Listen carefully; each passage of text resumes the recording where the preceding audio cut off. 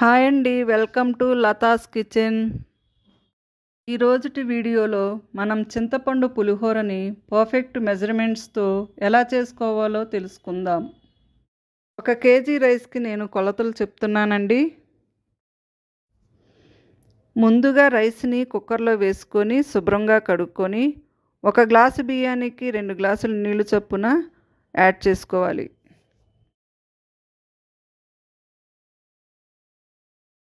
అందులో 1 spoon salt వేసుకుందామండి. Salt ఎందుకంటే రైస్ అంతటికి ఉడికేటప్పుడు పట్టి టేస్ట్ బాగుంటుంది.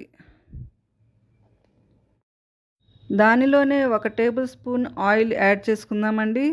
ఎందుకంటే రైస్ పొడి పొడిగా వస్తుంది. 1 స్పూన్ పసుపు యాడ్ చేసుకుందామండి. ఎందుకంటే రైస్ అంతా ఉడికేటప్పుడు రైస్కి పట్టి పులుసు కలిపేటప్పుడు ఇబ్బంది లేకుండా ఉంటుంది. ఇప్పుడు కుక్కర్కి లిడ్ పెట్టి 2 విజిల్స్ వచ్చే వరకు ఉడికించండి.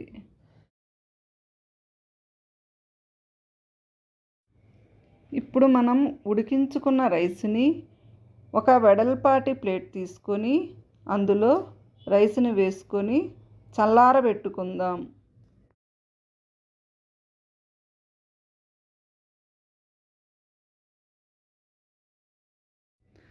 తరువాత చింతపండును 1 కేజీ బియ్యానికి 200 గ్రాముల చింతపండును తీసుకొని శుభ్రంగా కడిగి వాటర్ను యాడ్ చేసి ఉడికించుకుందాం.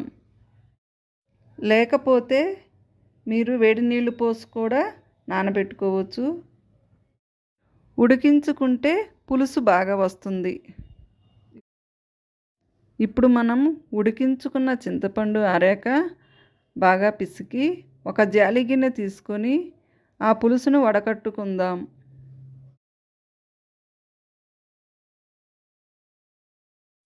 ఇప్పుడు పులిహోర కొరకు తాలింపును రెడీ చేసుకుందాం.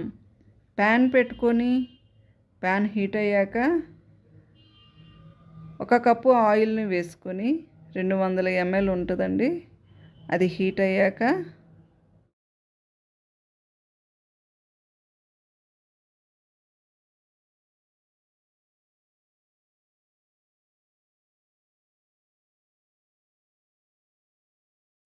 ఆయిల్ కాగాక 150 గ్రాముల పల్లీలు వేసుకొని స్లోగా వేగనివ్వాలి.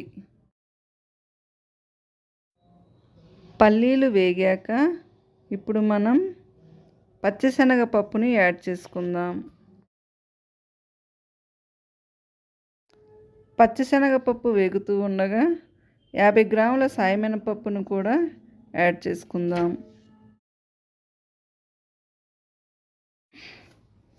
పప్పులన్నీ వేగాక ఇప్పుడు 1 టేబుల్ స్పూన్ ఆవాలను యాడ్ చేసుకుందాం. ఆవాలు బాగా వేగాలి, చిటపట అనే వరకు. లేకపోతే పచ్చిగా ఉంటే చేదు వస్తాయండి.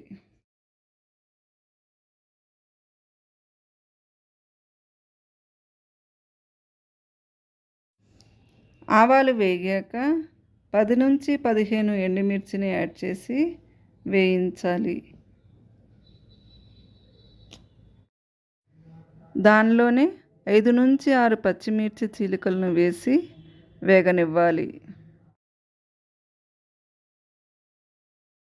గుప్పెడు కరివేపాకును కూడా వేసి బాగా వేయించాలి.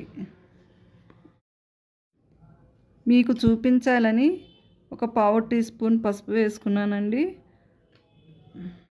1 హాఫ్ టీ స్పూన్ ఇంగువ వేసుకొని అది కూడా వేగనివ్వాలి.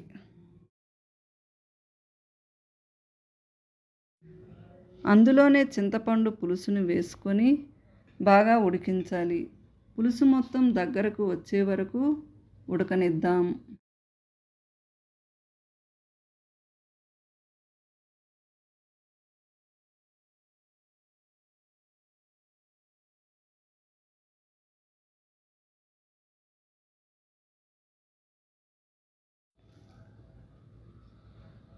ఇప్పుడు 1 స్పూన్ బెల్లాన్ని యాడ్ చేసుకుందాం.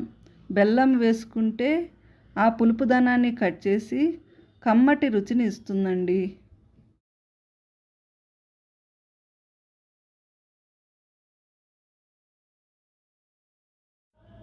లాస్ట్లో పావు కప్పు సాల్ట్ వేసుకొని మొత్తం మంచిగా కలపండి.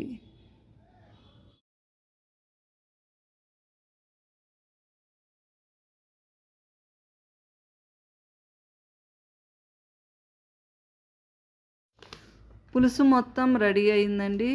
ఇప్పుడు దీనిని అన్నంలో కలుపుకుందాం.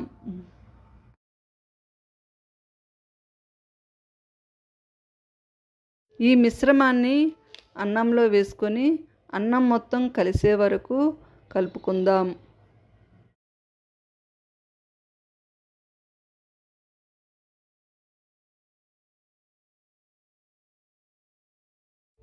అంతేనండి, అందరికీ ఇష్టమైన చింతపండు పులిహోర రెడీ అయింది.